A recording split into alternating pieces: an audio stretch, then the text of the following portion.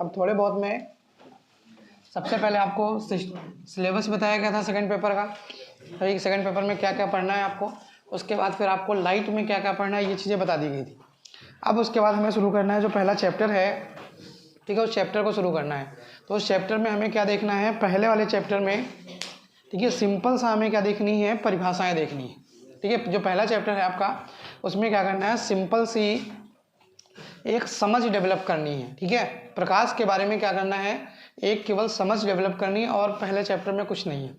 पहले चैप्टर में सिर्फ आपको इतना मिलेगा कि आप प्रकाश के बारे में अवधारणा पढ़ लीजिए, प्रकाश क्या है, ऊर्जा है, जो कल बताया था लगभग उस तरह की चीज़ें पढ़ लीजिए। ध्रुव कहाँ होता है, वक्रता केंद्र कहाँ होता है, वक्रता त्रिज्या कहाँ होती है, प्रतिबिंब क्या होता है, प्रतिबिंब कहाँ बनता है, ठीक है, कैसे बनता है प्रतिबिंब, बना हुआ प्रतिबिंब आभासी होगा या वास्तविक होगा, कब प्रतिबिंब आभासी होगा, कब प्रतिबिंब वास्तविक होगा, कुछ इस तरह की घटनाएं। यानी कहने का मतलब है अब जो कुछ आपको इस चैप्टर में पढ़ना है, जो ये वाला चैप्टर है, इसमें आपको बिल्कुल बेसिक चीज़ें पढ़नी है प्रकाश के बारे में, ठीक है। तो सबसे पहली चीज़ है कि प्रकाश के बारे में कल आपको बताया थोड़ा बहुत कि प्रकाश क्या है। सबसे पहली चीज़ तो है एक प्रकार की विकिरण ऊर्जा है। क्या है, प्रकाश एक प्रकार की, देखिए विकिरण इसलिए कहा जाता है, प्रकाश को ऊर्जा भी कहा जा सकता है आराम से, कोई दिक्कत नहीं कि आप कह दें प्रकाश एक प्रकार की ऊर्जा है, कोई दिक्कत नहीं। लेकिन जो प्रकाश का फ्लो है वो विकिरण के माध्यम से होता है। देखिए ऊर्जाओं का जो फ्लो है, ऊष्माओं का जो फ्लो है, अगर ऊष्मा की बात करते हैं तो ऊष्मा का फ्लो कितनी तरह से हो सकता है, बताएगा कोई? ऊष्मा का,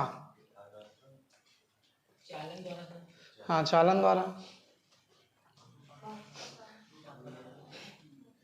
ऊष्मा का फ्लो यानी ऊष्मा, ऊर्जा नहीं पूछ रहे हैं हम, पूछ रहे हैं ऊष्मा। जैसे गर्मी है, हीट है, कहीं आग जल रही है, कुछ हो रहा है, तो वो कितनी तरह से दूसरी जगह पर स्थानांतरित हो सकती है, यानी ऊष्मा का स्थानांतरण कितनी तरह से हो सकता है।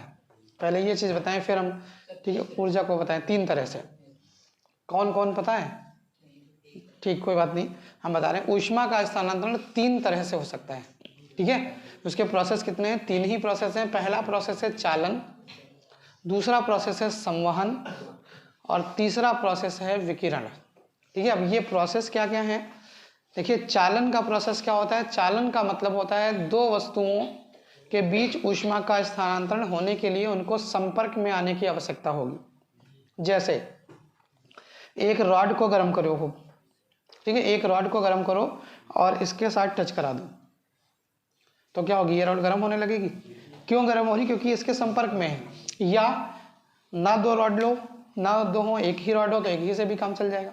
एक रॉड लीजिए, उसके एक सिरे को गर्म करना शुरू करिए, थोड़ी देर बाद क्या होगा, पूरी गर्म हो जाएगी। यहाँ से अगर पकड़े हुए होंगे तो आप देखेंगे कि आपका हाथ भी क्या होने लगा है, गर्म होने लगा है।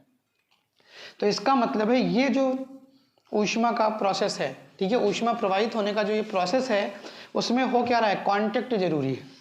अगर कांटेक्ट नहीं हुआ, यानी कणों का आपस में संपर्क में आना अनिवार्य है। अगर कण एक दूसरे के संपर्क में नहीं आएंगे तो ऊष्मा का स्थानांतरण नहीं हो पाएगा। ये प्रोसेस कहलाता है चालन।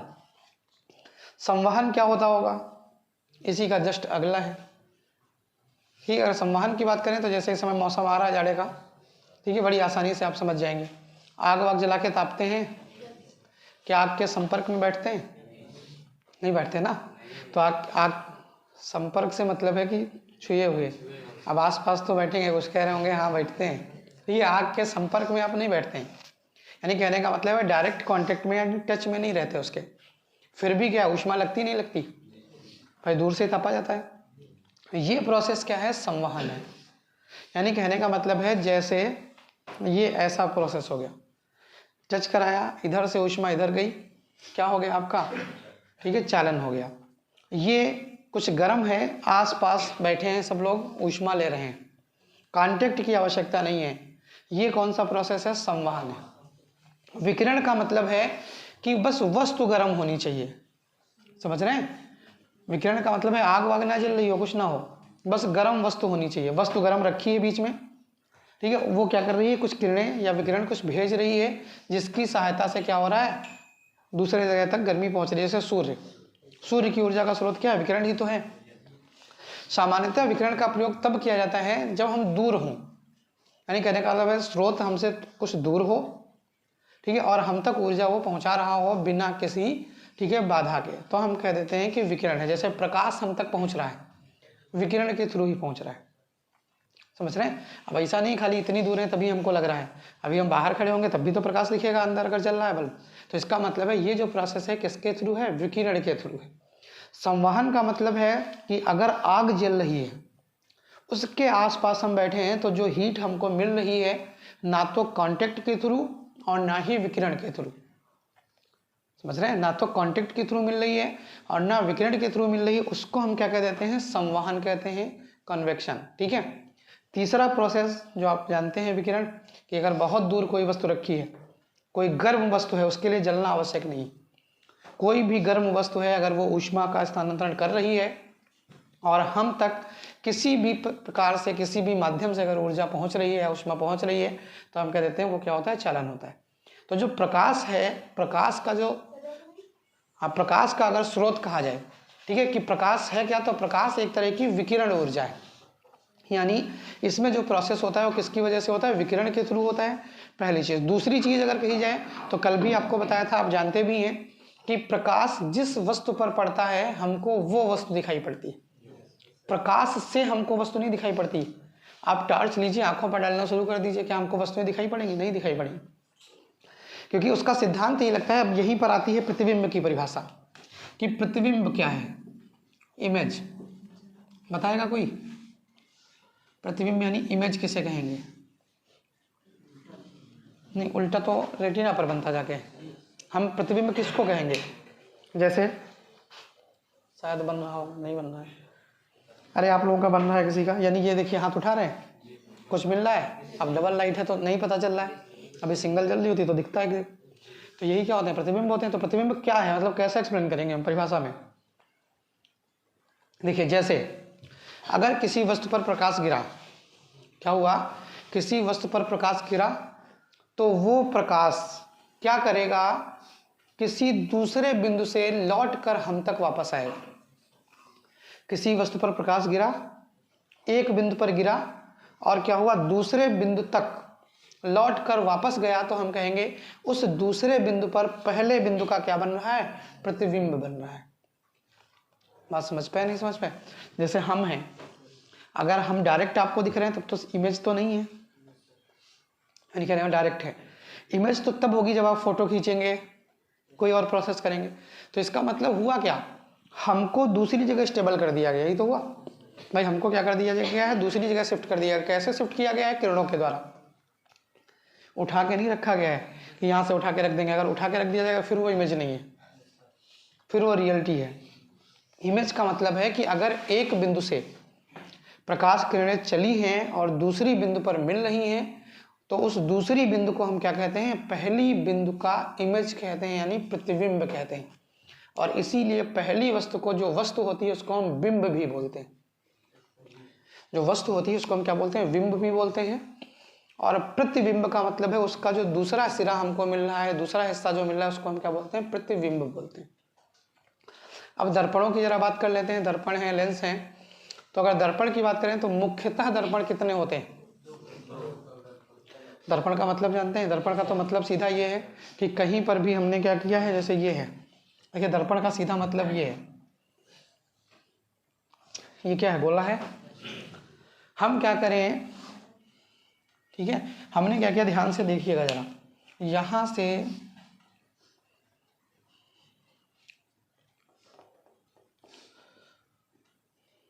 लगभग ये डॉटेड कर दिया, कुछ आपको पता चल रहा होगा, देखिए कुछ अंदाजा लग रहा है, ये पता चल रहा है कि ये क्या है, अंदाज, अरे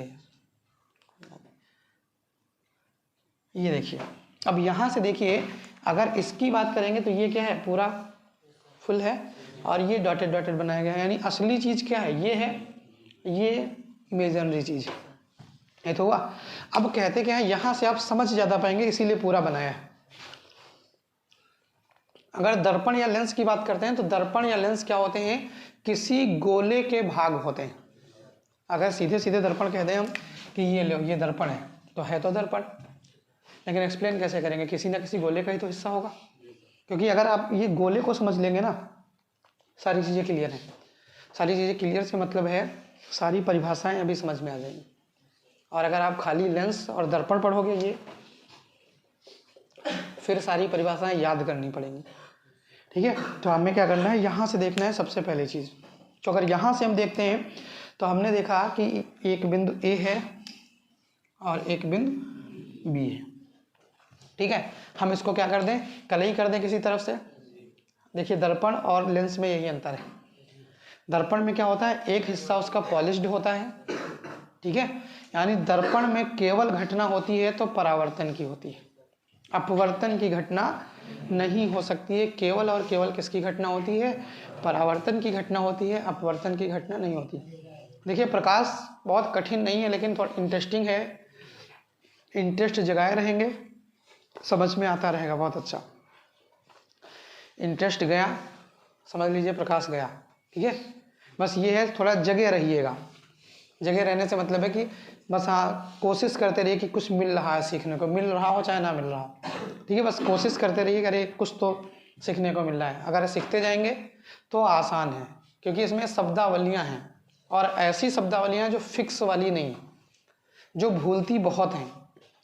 प्रतिबिंब बनना है, अवतल दर्पण से बनना है, उत्तल दर्पण से बनना है, आभासी बनेगा, वास्तविक बनेगा, वस्तु से पहले बनेगा, वस्तु की तरफ बनेगा, वस्तु से विपरीत बनेगा, वस्तु से बड़ा बनेगा, वस्तु से छोटा बनेगा, कहाँ बनेगा, बहुत सारी चीज़ें हैं। तो बहुत सारी चीज़ें हैं, तो इनको क्या करना पड़ेगा, थोड़ा सा फोकस करना पड़ता है, थोड़ा सा ध्यान देना पड़ता है कि भाई कहाँ पर कौन सी चीज़ हो रही। तो सबसे पहले बात करते हैं दर्पण की।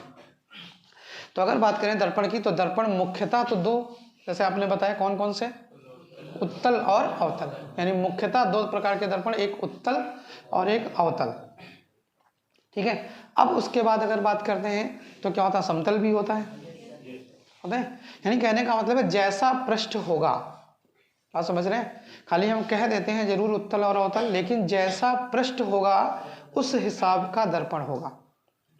ठीक है, जैसा जिस तरह का आपने कहीं कहीं देखे होंगे क्या नाम, ट्रकों में शीशे लगे होते हैं, ऊपर नीचे दो शीशे लगे होते हैं, देखा कभी, ध्यान से देखिएगा।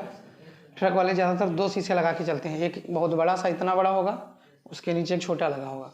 तो उसमें क्या होता है, एक होता है समतल दर्पण और एक होता है उत्तल दर्पण। क्या होता है, एक समतल दर्पण और एक आपका उत्तल दर्पण। कभी देखिएगा तो एक फ्लैट लगा होता है और एक क्या होता है, ऊपर से उभरा हुआ लगता है।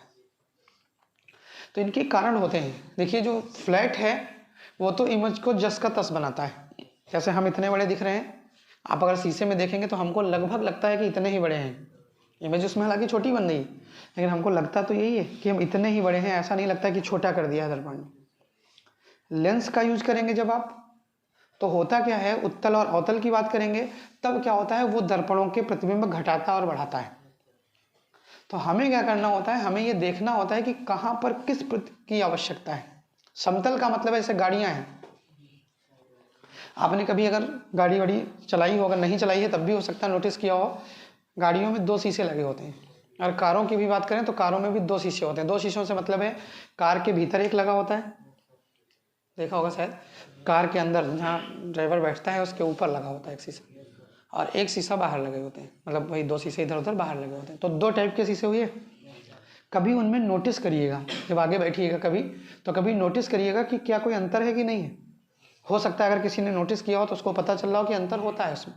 अंतर ये होता है जब हम अंदर वाले शीशे से देखेंगे, हाँ यही अंतर है बस। जब अंदर वाले शीशे से देखेंगे तो हमको लगता है कि जो चीज़ आ रही है पीछे वाली वो हमारे पास में आ गई। ठीक है, अब जब हम क्या करेंगे, जब उससे शीशे से देखते हैं, उस वाले से, यानी जो साइड वाला मिरर है उससे देखेंगे तो हमको लगता है कि वस्तु बहुत दूर है। अब ये तो कंफ्यूज कर देगा भाई। आप गाड़ी चला रहे हैं, एक चीज़ दिखा रही है पास में, एक चीज़ दिखा रही है दूर। अब क्या होगा, आप समस्या हो जाएगी। अब हमको ये तो समझ में, अब पता चला हमको टर्न लेना है या कुछ करना है, तो हम क्या करेंगे भाई, कंफ्यूज हो जाएंगे।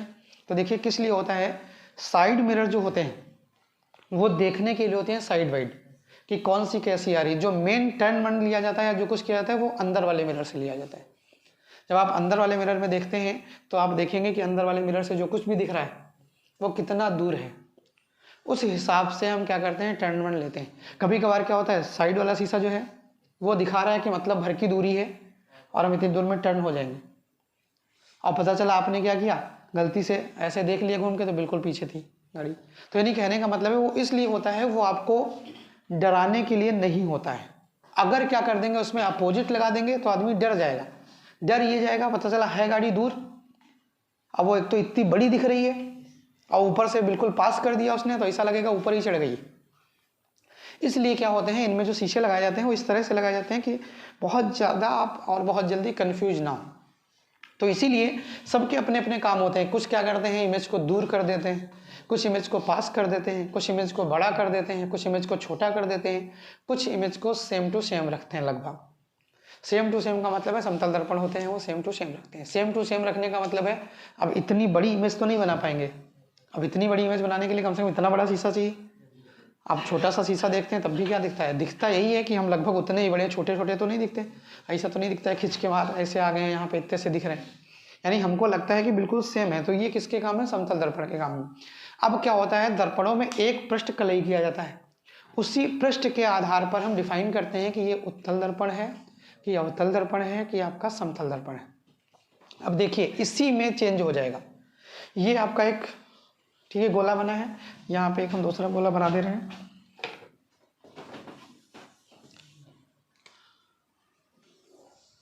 ठीक है, ये हमने एक दूसरा गोला बना दिया। अब देखिए इन्हीं से डिफाइन हो जाएगा।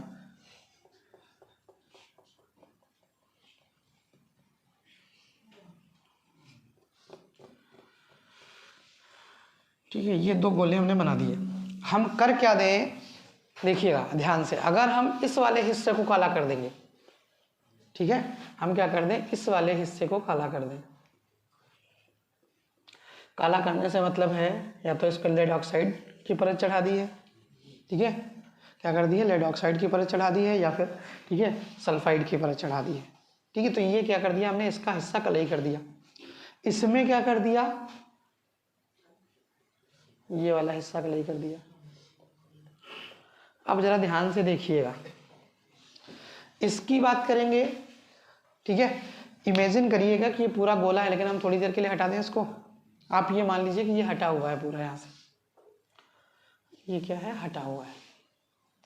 अगर ये हटा हुआ है तो अब क्या बचा, केवल इतना बचा, बचा नहीं बचा, केवल इतना बचा, तो ये क्या हो जाएगा, एक दर्पण हो जाएगा। कैसा दर्पण हो जाएगा, ठीक है। अब जब देखेंगे कि प्रकाश जो पड़ रहा है वो दबे हुए हिस्से पे पड़ रहा है कि उभरे हुए हिस्से पे पड़ रहा है। अगर दबे हुए हिस्से पे पड़ रहा है प्रकाश, समझ रहे हैं, अगर इसका उभरा हुआ हिस्सा कलई किया गया है, जो बाहर की तरफ निकला हुआ हिस्सा है उसको कलई किया गया है यानी पेंट किया गया है, और अंदर वाला यानी दबा हुआ सिरा जो है उस पर प्रकाश गिर रहा है, तो ये क्या हो जाता है, अवतल हो जाता है। यानी इसको हम क्या कहते हैं, अवतल। लेंसों में थोड़ा सा अलग सिद्धांत लगता है, उसमें दो पृष्ठ होते हैं, उसमें कलई वलई करने की आवश्यकता नहीं होती। यहाँ पर अगर देखेंगे आप तो ये देखिए आपका क्या पूरा का पूरा एक सिस्टम हुआ वही।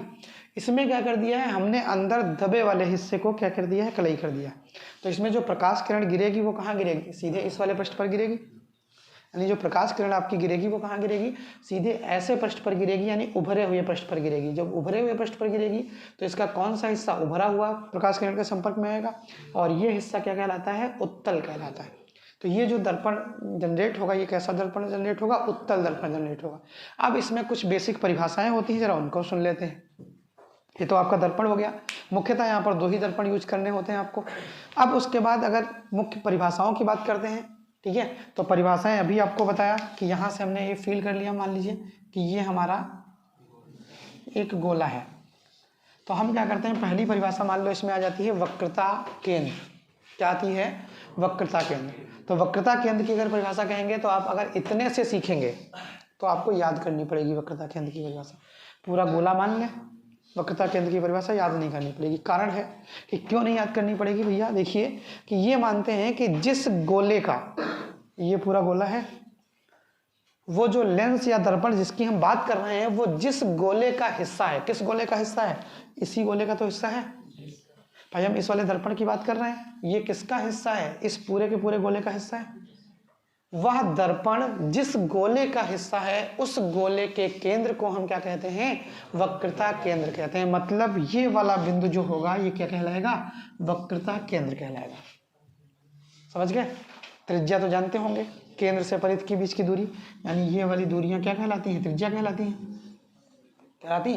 फिर वही चीज है, दर्पण जिस गोले का भाग है उस गोले की त्रिज्या को हम क्या कहते हैं, ठीक है, वक्रता त्रिज्या कहते हैं। वक्रता केंद्र पता चला, वक्रता त्रिज्या पता चला, क्लियर है। उसके बाद तीसरी चीज आती है ध्रुव। क्या होता है इसमें, तीसरी चीज आती है ध्रुव। तो ध्रुव का मतलब होता है जो भी आपका दर्पण है, दर्पण का बिल्कुल बीच का हिस्सा, लगभग दर्पण का बिल्कुल बीच का हिस्सा। जैसे ये दर्पण है तो अगर यहाँ कहीं पर बीच आ रहा है तो ये वाला हिस्सा जहाँ से किरणें आएंगी, अगर यहाँ गिरनी है जिसको पोल बोलते हैं, जहाँ से आएंगी और वापस होंगी या जो कुछ भी होगा उस हिस्से को हम क्या कहते हैं, ध्रुव कहते हैं। यानी ये वाला बिंदु जो आपका होगा ये क्या कहलाएगा, आपका ध्रुव कहलाएगा। ठीक है, ये हिस्सा जो आपका होगा क्या कहलाएगा, ध्रुव कहलाएगा। अब उसके बाद करेंगे, क्या पता चल गया हमको, वक्रता केंद्र पता चल गया। एक तो वक्रता केंद्र पता चला, एक वक्रता त्रिज्या पता चली, और तीसरा हमको ध्रुव पता चला, पता चल गया। उसके बाद आती है इसमें मुख्य अक्ष। क्या आती है, मुख्य अक्ष। बहुत इंपॉर्टेंट हिस्सा है, बहुत इंपॉर्टेंट हिस्सा। पूछा नहीं जाएगा कि सोच रहे हैं अच्छा मुख्य अक्ष की परिभाषा पूछी जाएगी, वो सब 9th 10th हाई स्कूल तक के लेवल की होगी। मुख्य अक्ष का काम इसलिए क्योंकि सारी चीजें मुख्य अक्ष से देखी जाती हैं। तो यहाँ पर अगली चीज होती है, क्या होती है, मुख्य अक्ष। मुख्य अक्ष, अब देखिए ये मुख्य अक्ष क्या होता है। मुख्य अक्ष की अगर बात करें तो भैया वक्रता केंद्र और ध्रुव को मिलाते हुए, वक्रता केंद्र और ध्रुव, क्योंकि ये बेसिक चीजें हैं, ज्यादातर लोगों को पता ही होंगी, लेकिन कुछ लोगों को हो सकता ना ही पता हो, इसीलिए बताई जा रही है।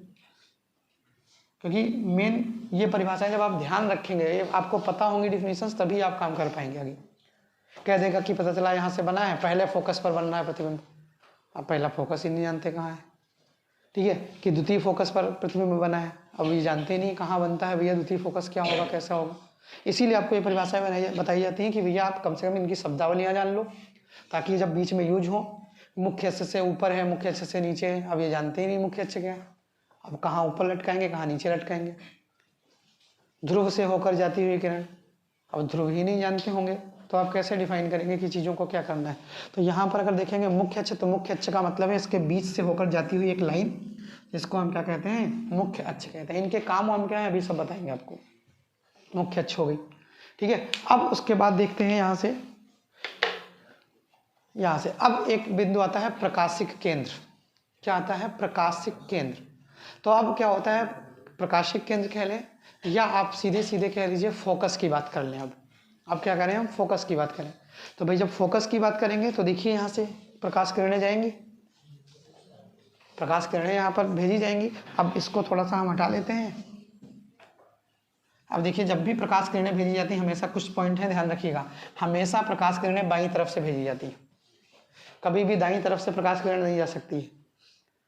दर्पण रखा है उसके पीछे से आएगी क्या, अगर पीछे से आएगी भी तब भी तो कोई फायदा नहीं, कि फायदा है, पीछे चाहे जितने लोग खड़े हो क्या प्रतिबिंब बनाएगा, वो नहीं बनाएगा। तो इसका मतलब है हमेशा ध्यान रखिएगा, दर्पण पे जो वस्तु होती है या प्रकाश किरणें होती हैं वो हमेशा किधर से डाली जाती हैं, बाईं तरफ से डाली जाती हैं। इसीलिए हमेशा u का मान क्या रखा जाता है, माइनस में रखा जाता है। u जो होता है यानी वस्तु की दूरी जो होती है हमेशा कहाँ रखी जाती है, माइनस में रखी जाती है, क्योंकि हम मुख्यतः क्या मानते हैं, इसको मूल बिंदु मानते हैं। किसको, हम ध्रुव को क्या मानते हैं, मूल बिंदु मानते हैं। और देखिएगा जरा ध्यान से, ये संख्या रेखा जानते होंगे शायद, संख्या रेखा पे मूल बिंदु क्या होता है, 0 0 होता है। अगर हम बाईं तरफ जाएंगे तो क्या होंगी, माइनस की दूरियां होंगी, दाहिनी तरफ जाएंगे तो क्या होंगी, प्लस की दूरियां होंगी, ऊपर की तरफ जाएंगे तो प्लस, नीचे आएंगे तो माइनस, ये माइनस ये प्लस, बस यही सेम चीज समझ रहे हैं। इस वाली को आप यही एक्सिस समझ लो, जो ये मुख्य अक्ष है उसको आप यही एक्स एक्सिस समझ लो, ध्रुव को क्या समझ लो, मूल बिंदु समझ लो। अगर ध्रुव के इधर जितनी दूरियां हैं वो सब कैसी होंगी, माइनस में, ध्रुव के इधर जो कुछ भी है वो सब कैसा होगा, प्लस में, ठीक है। इसके ऊपर जितनी चीजें होंगी प्लस में, इसके नीचे जितनी चीजें होंगी माइनस में। ठीक है, वस्तु पता चला ऐसे रखी गई है, उसका प्रतिबिंब पता चला थोड़ी देर बाद क्या बन गया, ऐसे बन गया। तो इसका मतलब है क्या बन रहा है, उल्टा बन रहा है। ठीक है, अगर ऐसे ही बन गया तो इसका मतलब क्या है, सीधा बन रहा है। तो यानी कहने का मतलब है यहीं से हम सब कुछ नापते हैं कि क्या होगा, किस तरह का होगा। तो ये चीज़ हमें ध्यान रखनी है, ये गलती कभी भूल कर भी भूल ना हो जाए कि u का मान हम प्लस में कर दें, क्योंकि उसमें कुछ लोग बताते हैं ना कि u के मान को हमको याद रखना है, u का मान यहाँ माइनस वहाँ माइनस। भैया कोई झंझट ही नहीं है उसमें, क्या उसमें याद रखना है। कभी दाईं तरफ आप खड़े हो सकते हैं, शीशे के पीछे खड़े होगे कभी, अगर खड़े हो भी जाओगे तो कोई रिजल्ट नहीं आना है। तो इसका मतलब है कहाँ खड़े होंगे हम, आगे ही तो खड़े होंगे। अगर आगे खड़े होंगे उससे पहले खड़े होंगे, अगर पहले खड़े हैं मूल बिंदु से तो सीधी बात है क्या आना है, माइनस आना है। u का मान हमेशा माइनस, v का मान प्लस माइनस दोनों हो सकता है। ठीक है, v आपका इधर भी बन सकता है और उधर भी बन सकता है। ये डिपेंड करता है दर्पणों पर कि किस तरह का दर्पण हमने यूज किया है या किस तरह का लेंस यूज किया है, हमने क्या किया है। ये चीज डिपेंड करती है कि दर्पण के इधर बनेगा कि उधर बनेगा। ये एक अलग इश्यू हो गया, यानी अलग चीज होगी। अब यहां से देखिए जरा ध्यान से, वक्रता केंद्र, वक्रता त्रिज्या, ध्रुव, मुख्य अक्ष पता चल गया। फोकस की बात करते हैं। ठीक है, क्या करते हैं, फोकस की बात करते हैं कि आपका प्रथम फोकस क्या है। तो पहली चीज तो है, जब भी प्रकाश किरणें जाती हैं तो किसके समांतर जाती हैं, मुख्य अक्ष के समांतर जाती हैं। कैसे जाएंगी, मुख्य अक्ष के समांतर जाएंगी। मुख्य अक्ष के समांतर जा रही है प्रकाश किरणें, मान लो ये प्रकाश किरण जा रही है मुख्य अक्ष के समांतर। जरा ध्यान से देखिएगा प्रकाश। अब ये जा रही है, आगे तो जाएगी नहीं कि चली जाएगी, नहीं जाएगी ना, आगे तो जाएगी नहीं। तो जब आगे जाएगी नहीं तो कहाँ जाएगी, वापस जाएगी, वापस जाएगी। अब अगर वापस जाएगी तो या तो इधर की तरफ भागेगी या तो इधर की तरफ भागेगी। कहीं ना कहीं इधर की तरफ भागने के चांस कम है, कहाँ भागेगी, इधर ही की तरफ भागेगी। तो देखिए जब भी भागेगी कहीं ना कहीं तो जाएगी। यहाँ से ये किरण टकराई और टकराने के बाद क्या करेगी, कहीं ना कहीं जाएगी, चाहे इधर चली जाए चाहे अंदर की तरफ आ जाए, कुछ प्रोसेस होगा। कहाँ होगा ये आपको आगे बताएंगे कि किस दर्पण पे क्या होगा। अब ये क्या होगा, जब यहाँ से मुड़ेगी, ठीक है, कहीं ना कहीं। तो अब देखिए जरा ध्यान से क्या होता है, अगर ये मुड़ी, अब देखिए इसमें तो ऐसा प्रतीत हो रहा है कि ये मुड़ेगी तो कहाँ जाएगी, ऐसे जाएगी, जाएगी। यहाँ से किरण जा रही है, ये भी मुड़ेगी तो कहाँ जाएगी, ऐसे जाएगी। लग रहा है आपको। अब ये क्या कभी मिलती हुई दिखाई देंगी, दिखाई दें तो बताएं। ये तो भैया फैल रही है, देखिए एक ये ऊपर की तरफ जा रही है और एक ये ऐसे की तरफ जा रही है, तो फैलती हुई प्रतीत हो रही है। क्या कभी मिलेंगी, नहीं मिलेंगी। यानी वास्तविकता में ये किरणें क्या होंगी, कभी भी नहीं मिलेंगी। तो जब वास्तविकता में नहीं मिलेंगी तो हमको इनको आभासी मिलाना पड़ेगा, हमको इमेजिन कराना पड़ेगा, अपने आप अंदाजा लगाना पड़ेगा कि ये पीछे जा रही हैं तो आगे कहीं ऐसे ऐसे तो जाएंगी भाई, ऐसे ऐसे कहीं ना कहीं इस तरह से जाएंगी। तो ये जिस बिंदु पर मिलेंगी पहली बार, समझ रहे हैं, पहली डेट पे जहाँ मिलेंगी उसको क्या कहेंगे, फोकस कहेंगे। ठीक है, और सत्य भी है, वही फोकस होता भी है। तो आप ये कह रहे हैं कि यहाँ पे अगर जहाँ पे पहली, ठीक है, चीज़ पे अगर यहाँ पहले बिंदु पर, समझ रहे हैं, पहले बिंदु पर आप क्या करते हैं, यहाँ पर जहाँ ये पहले बिंदु पर मिलेगा उसको हम क्या कहते हैं, प्रथम फोकस कहते हैं। द्वितीय फोकस क्या होता है, अब प्रथम फोकस के बाद अगर कोई दूसरा पृष्ठ मिल रहा है इसके पास, प्रथम फोकस पे क्या हो गया, जो इमेज बननी थी बन गई। अब मान लो कभी कभार लेंसों में क्या होता है, लेंसों में दो पृष्ठ होते हैं, तो एक पृष्ठ से जाएगी पहले इमेज बनाएगी, फिर वो इमेज दूसरे पृष्ठ के लिए क्या करेगा, वस्तु का कार्य करने लगेगा। तो फाइनल प्रतिबिंब जो हमको बनता है वो कहाँ बनता है, दूसरे पृष्ठ से निकलने के बाद बनता है। तो जब दूसरे पृष्ठ से निकलने के बाद बनता है, ठीक है, तो उस चीज को हम क्या कहते हैं, द्वितीय फोकस कहते हैं। ठीक है, देखिए ये चीज, थोड़ी बहुत चीजें आपको इसलिए बताते हैं, आपको हम इतना समझाते रहते हैं इसलिए क्योंकि कल ही अभी थोड़ी सी छोटी सी घटना हो गई यहीं पे। हम आपसे बताते रहते हैं अक्सर कि भैया चीज़ों से बच के रहा करिए। अब जैसे फर्स्ट ईयर वाला बैच था, अब उसमें क्या किया होगा, किसी लड़के ने किसी लड़की पर कमेंट किया होगा, मतलब जो भी रहा हो। अब यहाँ की लड़की उड़की नहीं थी, कहीं बाहर की रही होगी। अब कुछ लड़के आ गए, हमने बैच छोड़ा, यहाँ से हम जान भी नहीं पाए, हम अंदर ही थे। बैच छोड़ा जब तक उसको पकड़ लिए होंगे, एक दो लगाए होंगे, फिर हम गए। अब समस्या ये होती है जब गुस्सा होती है तो कोई भी व्यक्ति खड़ा हो, क्या फ़र्क पड़ता है उससे। हमने भी उसको बहुत छुड़ाया उड़ाया, तो या को थोड़ा बहुत कम पिटा हो, चले। अगर नहीं छुड़ाते तो उसको पता नहीं कितना मारते, क्योंकि 8-10 लड़के आए थे। अब वो क्या कर रहे थे, हमारे यहीं पे बाहर की तरफ लड़ाई झगड़ा कर रहे थे कल। तो अब ये कह रहे हैं, कुछ फिरोजपुर के थे लड़के, तो अब सिस्टम ये है कि आप क्यों ऐसे काम करें। हमारे कहने का मतलब है, हम इतना आपको समझाते हैं, कितना समझाते हैं आपको कि भैया इन सब चीज़ों में रखा कुछ नहीं है। अब क्या हो गया, पूरी महफिल के सामने बेइज्जती हो गई नहीं हुई। जितने लोग थे, जो भी सुनता है वो यही कहता है, यार कमेंट तो नहीं पास करनी चाहिए। हमने भी बहुत समझाया उसको, जो बद लड़के थे, फिर भी 2-3 झापड़ लगा ही दिए उसने, मतलब हमारे पहुंचने के बाद भी। मतलब हम पकड़े थे उसको कि भैया ठीक है हम समझा देंगे, बाकी ख़त्म करो। वो यही बोल रहा है, सर थाने में ले चलिए इसको, मतलब पुलिस के पास ले चलिए। उन्होंने कहा है भैया किसी की ज़िंदगी ख़राब कर दो जरा सी बात के लिए, लेकिन वो ये कह रहा हमसे। अब वही चीज़ है, क्या माना जाए। वो तो यही कह रहा हमसे, सर एक दिन का नहीं, हम कई दिनों से नोटिस कर रहे हैं, ये उल्टे सीधे कमेंट मारते हैं।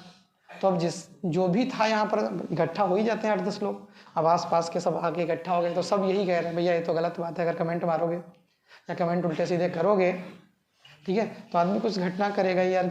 सबको बुरा लगता है। देखिए चीज़ें हैं, हमको लगता है ये चीज़, हमको लगता है, जैसे हम थे, हमको भी ये चीज़ फील हुई, हमको भी लगा कि यार ऐसे नहीं मारना चाहिए, ठीक है, पब्लिकली ये समझा दो, ये कह दो, ये कर दो, पहले नहीं मारना चाहिए। फिर वही जा रहे थे गाड़ी में, तो सोचा हमने सोचा यार ठीक है, हम कह तो रहे हैं कि नहीं मारना चाहिए, लेकिन गुस्सा एक ऐसी चीज़ है, देखिए क्रोध बहुत खतरनाक चीज़ है, क्या कर देता है पता नहीं, पहली चीज़। दूसरी चीज़ है, हमको तो समझ में आता है ये चीज़ें कि भाई जैसे हमने कह दिया कि आपको नहीं करना चाहिए था, नहीं मारना चाहिए, ये नहीं करना चाहिए, लेकिन अगर वही चीज़ खुद पर हो, खुद पर होने का मतलब है हमारी बहन को कोई छेड़ रहा हो, तो गुस्सा आएगी नहीं आएगी। तो यानी कहने का मतलब है पहले वो चीज़ें अपने पर अप्लाई कर लेनी चाहिए, ठीक है। तो हमारा देखिए क्या होता है, सिस्टम अगर द्वितरफा है, आप समझ रहे हैं, हमारी बहुत बड़ी बात बोलने जा रहे हैं इस तरह की, अगर द्वितरफा है तो तीसरे को नहीं पता चलता है नॉर्मली। कुछ शातिर लोग होते हैं हमारे जैसे, ठीक है, जो पकड़ लेते हैं वो अलग बात है, लेकिन कहने का मतलब है अगर द्वितरफा है, ठीक है, तो नहीं पता चलता है। तो उसमें अगर पता चल भी जाएगा कोई दिक्कत नहीं, क्योंकि किसी को ऑब्जेक्शन नहीं है। समझ रहे हैं बात, कि किसी को भी ऑब्जेक्शन नहीं है, सामने वाला भी शिकायत नहीं कर रहा है, ठीक है, कोई समस्या नहीं है, सब चलता रहेगा। समस्या वहां पर होती है जब सिस्टम एक तरफा होता है। अब क्या कर रहे हैं आप, बिना मतलब जबरदस्ती कमेंट कर रहे हैं या कुछ कर रहे हैं। अब सामने वाला व्यक्ति है, अपने घर पे बताएगा, कुछ होगा, अब उसमें क्या है यार, आके 2-3 झापड़ लग गए, अब क्या हो गया, बेइज्जती तो होगी बिना मतलब, तुम्हारी भी हुई, हमको भी शर्मिंदा होना पड़ा बिना मतलब की वजह से, कोई वजह नहीं है। समझ रहे हैं। अब हम बाहर निकले, अब हम उसको संभाल रहे हैं, हम उसको पकड़ रहे हैं, क्यों, क्योंकि हमारे यहाँ का स्टूडेंट था। यहाँ का होता, यहाँ की घटना होती तो हम भगा ही देते। अब यहाँ का नहीं, वो बाहर क्या कर रहा है पता नहीं, लेकिन अब गलती थोड़ी उनकी भी है, बाहर क्या कर रहा है तो तुम बाहर निपटो। लेकिन लोगों को ये लगता है ना, यहाँ फिक्स है 9 बजे छूटेगी कोचिंग, और कहीं मिलने के चांस तो है नहीं। यहाँ पर क्या है पता है, फिक्स है 9 बजे कोचिंग छूटेगी, मिलना ही है। इसीलिए लोग जब घटनाएं करते हैं तो ऐसी जगहों पर, कोचिंग में इसीलिए होती, लेकिन उनका इन्वॉल्वमेंट कहीं नहीं होता। ऐसे ये कोचिंग का था, हमारी कोचिंग का कोई उसमें इन्वॉल्वमेंट ही नहीं था। वो कहीं बाहर का मैटर रहा होगा कि वो घर पे छेड़ता जाके, कि कहाँ छेड़ता जाके वो जाने। यहाँ का कोई मैटर ही नहीं था, ना हमारी कोचिंग का था ना कहीं का था, लेकिन वो मारने कोचिंग चले गए। क्यों, क्योंकि उनको ये पता होगा ना कि भाई किस समय वो निकलेगा, बाकी पता नहीं कहाँ मिलेगा कि नहीं मिलेगा। तो इससे क्या होता है, बिना मतलब की एक बेइज्जती होती। तुम्हारी तो हुई ही हुई, हालांकि हमारी बेइज्जती नहीं है कोई इसमें, हमारी कौन बेइज्जती यार, तुम क्या कर रहे हो, गली गली मार खाते फिरो, ठीक है, चाहे जहाँ कहाँ जाओ, हमसे क्या मतलब है। लेकिन आप जुड़े हैं थोड़ा बहुत, समझ रहे, तो एक ये लगता है कि यार हाँ ऐसी ना घटना हो तो ज़्यादा बेहतर है। अब 4 लोग आके इकट्ठा हो गए, हम समझा रहे हैं उनको, अब वो कोई सुन रहे हैं, कोई नहीं सुन रहे हैं, कुछ भी कर रहे हैं। अब उसमें क्या है, थोड़ा तो ये लगता है, कल को अभी बात होगा, कहीं कोई कुछ कहेगा तो यही तो कहेगा, अरे इनकी कोचिंग का लड़का मारा गया, यही तो कहेगा, तुम्हारा नाम नहीं लेगा, नाम जानता ही नहीं होगा आदमी, ठीक है, क्या करेगा, हमारा ही कहेगा। इसीलिए आपसे कहा जाता है कि आप देखिए, हमारी वही चीज़ें, हम मना कुछ नहीं करते हैं। आप समझदार हैं, इस एज पे आ गए हैं, आपको अगर हम मना करेंगे तब भी बुरा लगेगा, तो सत्य ये, मना करने से कोई फ़ायदा नहीं। लेकिन हमारा ये कहना है, जो भी काम करो सोच समझ के करो, और ऐसा करो जिसमें तुमको शर्मिंदा ना होना पड़े। समझ रहे हैं? बस इतना ध्यान रखो और कुछ नहीं, ठीक है। अगर द्वितरफा है फिर तो कोई सिस्टम गड़बड़ ही नहीं, फिर तो शिकायत होगी ही नहीं। अब ऐसे क्या है, जब तुम कमेंट मार रहे हो, अगर और कोई घटना है तो कोई दिक्कत नहीं, उल्टे सीधे कुछ लोग होते हैं, जैसे हमने कई बार बताया है, कई बार आपको बताया होगा, जैसे आनंदी स्कूल है। अब आनंदी के जब हम लोग पढ़ते थे तब आनंदी केवल ऐसा स्कूल था जिसमें केवल लड़के पढ़ते थे, लड़कियां नहीं पढ़ती थी, यानी कोई एजुकेशन नहीं था। अब वहाँ के लड़के मार परेशान रहते थे, खूब उतावले रहे कमेंट मारने के लिए। स्कूल भी अच्छा माना जाता था। अब क्या, खूब कमेंट मारने के लिए मार, बदतमीज़ थे भी थोड़े बहुत, ठीक है, कि कमेंट मारते भी बहुत थे। लेकिन अब सिस्टम ये था कि तुम किस कम्युनिटी से हो इसको नहीं फील कर पा रहे हो, तुमने तो कमेंट मार दी। अब बताते हैं वास्तविकता यही होती है, जो कमेंट मारते हैं बच्चे कोई भी हो, सच्चाई उनकी ये होती है, कोई लड़की जा रही पता चला उस पर कमेंट मारा, अगर वो लड़की घूम के कहीं घूम पड़े और कह दे क्या बात है, ठीक है, तो टॉयलेट कर देंगे पैंट में, ये कन्फर्म है। इस तरह के लोग होते हैं जो कमेंट मारते हैं, अंदर कुछ नहीं है, गट्स कोई नहीं है। समझ रहे हैं? गट्स जरा सा भी नहीं है। लड़के तो छोड़ दो, अगर वो लड़की घूम के कहते क्या बात, ठीक है, तो समस्या हो जाएगी। अब क्या करेंगे, कमेंट मारेंगे। कमेंट मारना हमने बहुत बार आपको बताया है, कमेंट मारना एक, ठीक है, जाहिलपना है आप कह सकते हैं, क्योंकि वो हमारी मेंटलिटी को बताता है। मेन चीज़ सिस्टम ये हमने आपको बताया है। देखिए, भाव सबके अंदर जगते हैं। देखिए, हमारा यही मानना है, हमेशा हम बताते हैं, अभी कोई बहुत सुंदर लड़की जा रही हो, सबके अंदर भाव जगते हैं। समझ रहे हैं? हम खड़े होंगे, हम भी तो यार इंसान ही हैं कि नहीं, लेकिन सिस्टम क्या है, देखा, हाँ बस देख भर लिया, ठीक है, भाव जगा, दबा दिया उसको। दूसरा क्या है, आप जा रहे हैं, आपने ऐसे देखा, थोड़ा आगे निकल गए, और थोड़ा आगे निकल गए ऐसे, फिर और थोड़ा आगे निकले तो ऐसे पूरा घूम के देख रहे हैं। तो ये क्या है, ये एक भद्दापना है कि नहीं है?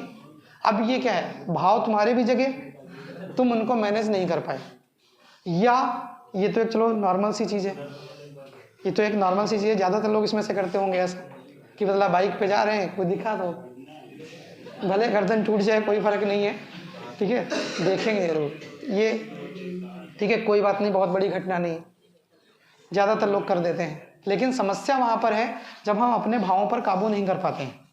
पता चला भाव जगह कोई, उसको हमने वहाँ पर व्यक्त कर दिया तो वो व्यक्ति बुरा माना जाता है।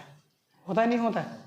और वही चीज़ है, देखिए ऐसा आप भी हैं, सभी बैठे हैं, लड़के हों चाहे लड़कियाँ हों, सबको पता है ऐसा कोई व्यक्ति नहीं है, ठीक है, कि जिसके अंदर भाव ना जगे। अगर भाव नहीं जग रहे हैं तो फिर इलाज कराने की आवश्यकता है, ठीक है। तो आप ये कह सकते हैं कि भाव तो जगेंगे, लेकिन अब उनको एक्सप्रेस करने की बात अगर करें तो जिसने एक्सप्रेस कर दिया, ठीक है, बिल्कुल सही बोलते हैं हम बात, आप उसको अब चाहे जैसे लें, अन्यथा लें, जो कुछ लें, अगर आपने उसको एक्सप्रेस कर दिया, कहीं ना कहीं देर सवेर पिटोगे जरूर, ये सत्य है।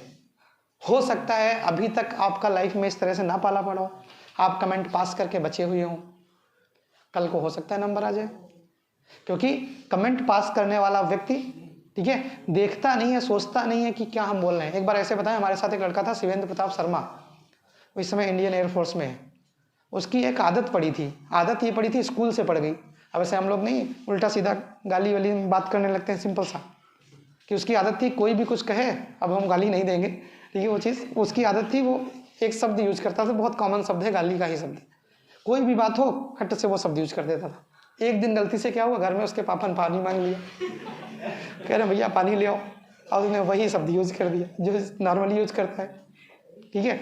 अब उसके बाद फिर खूब धुनाई हुई, अगले दिन आया तो मार काले काले ये सब, कहा हो गया भैया, कह रहा यार यहाँ जो बोलते थे गलती से घर में निकल गया, ठीक है, अब मार सूद दी। तो यानी कहने का होता है जब आप आदत पड़ जाती है ना, इसीलिए कहा जाता है किसी भी चीज़ की आदत नहीं डालनी चाहिए। जब आदत पड़ जाती है फिर वो छूटती नहीं है, फिर आप चाह कर भी नहीं छोड़ सकते। अब इसे वही था, क्या चाहता होगा कि घर में हम ये शब्द बोलें या अपने बाप से ऐसा बोलें, लेकिन वो फ्लो था, निकल गया। समझ रहे हैं, फ्लो होता है, निकल जाता है। यानी कहने वाला जो चीज़ें सीखते हैं हम, वो चीज़ें हमारे माइंड में रहती हैं। अब जैसे यहाँ हमारा भतीजा आता है स्कूल बिरला में, अब उसकी आदत पड़ी वही लेफ्ट राइट, इसमें कितना बड़ा है देखा तो होगा आप लोगों ने, छोटा सा है। अब आता है उसकी आदत वही एनसीसी वाला देखता होगा, अब वो सुबह शाम लेफ्ट राइट किए पड़ा है, सावधान विश्राम खूब करता है। बस गलती से कहीं निकल रहा हो, बस बोल भर दो भारत माता की, हाथ पहले खड़ा हो जाता जय, यानी कहने का मतलब है ये उसका सेंसेशन काम कर रहा है कि हमने बस नाम लिया, खट से बोला पड़ा है, क्या कह रहा है नहीं पता है, बस उससे बोल भर दो, प्रार्थना स्थित जनगण पता नहीं क्या करने लगता है। यानी कहने का मतलब है उसको ये नहीं पता है कि हम क्या कर रहे हैं, अभी 2 ही साल का है, यानी कह सकते हैं उसको ये नहीं पता है क्या है। लेकिन जैसे ही हम यूज करते हैं, कहीं क्लास में रहता होगा, ठीक, आज तो आपके स्कूल में छुट्टी कैंसिल हो गई, शायद सब जगह कैंसिल हो गई, आज वाली छुट्टी जो थी वो कैंसिल हो गई, अब वो शायद 28 तारीख को होगी, ठीक है, वो छुट्टी शायद, पता नहीं। ये गुरु तेग बहादुर जयंती की जो छुट्टी होती है हर बार कैंसिल होती है, तो ये लगभग, या को हमने कल टाइम नहीं चेंज कर दिया था कोचिंग का, सोच रहे थे पहले चेंज कर देंगे, चेंज कर दिया होता तो आज कोचिंग बंद ही करनी पड़ती क्योंकि स्कूल में छुट्टी है नहीं आज। तो अब सिस्टम ये होता है, कुछ शब्दावलियाँ हमारे दिमाग में भिड़ जाती हैं, एकदम कस के भिड़ जाती हैं, तो हम अगर कहीं पर यूज करेंगे शब्दों का तो सीधे क्या होगा, वही शब्द निकलता है, हमें हमारे सेंस में नहीं निकलता है, वो अनसेंस होके निकलता है, या कह सकते हैं नॉनसेंस होके निकलता है कि उसका कोई सेंस नहीं है, बस बोला खटाक से निकल पड़ा वो। तो अब इसी तरह के कमेंट पास करने वाले लोग होते हैं कि कमेंट जो पास करते हैं देख के, देखा चाह नहीं रहे कमेंट निकालना, वो मुंह से निकल ही गया, ठीक है, अपने आप कमेंट निकल गया। तो इसलिए क्या करिए, थोड़ा बहुत संभाल के रहिए। हम आपको हमेशा समझाते रहते हैं, लेकिन फिर भी अगर घटनाएं होती हैं तो बुरा लगता है। अब ऐसे इतना समझाते हैं, कोई हो चलो किसको मतलब ना हो आपसे, हो जाए कोई दिक्कत नहीं करती, हम इतना समझाते हैं फिर भी अगर हो रही है। लेकिन अब समस्या यही है कि बाहर की घटना है, अब यहाँ आके कोई मार जा रहा है या कुछ कर रहा है तो उसके हम कर भी क्या सकते हैं। अब यहाँ हम समझा सकते हैं कि भैया यहाँ आसपास ना कमेंट करो, उसने हमारी बात को सीरियसली ले लिया शायद उस लड़के ने, नहीं हम अक्सर कहा नहीं करते कि यहाँ आप कुछ मत करो, बाहर चाहे जो कुछ करो, हम अगर जा भी रहे होंगे हाथ में हाथ डालोगे तब भी मुंह घुमा लेंगे, ठीक है। तो वही हाल हो गया कि बाहर कहीं कुछ जो भी रहा उसका सिस्टम। लेकिन हम आपसे कहेंगे, ठीक है, इस तरह की चीज़ों से बचिए, मतलब उल्टे जिसमें कुछ रस नहीं है, कोई मज़ा नहीं है जिसमें, उन चीज़ों से बचो। यार कमेंट मार देने में क्या मिल जाएगा तुमको, कोई निकल रहा है कुछ बोल दिया खाली, इसमें क्या मिल गया, ठीक है। हाँ चलो पकड़ लिया हो तो समझ में आता है, ठीक है, अगर खाली बोल बाल दिया है तो उसमें क्या मिल जाएगा, कुछ नहीं मिलना है। यानी आप कह सकते हैं, ठीक है, वो अन्यथा, ठीक है, उसको सीरियसली मत ले लीजिएगा जो अगला शब्द बोला है कि पता लगा सोच रहे अच्छा कमेंट नहीं पास करेंगे अब, ठीक है। तो इस चीज़ को ध्यान रखिएगा कि ऐसा कहीं ना हो कि इस तरह की बिना मतलब की घटनाएं हों जिनका कोई लॉजिक नहीं होता है, ठीक है। चलिए ज़रा केमिस्ट्री वालों को बुला लीजिए।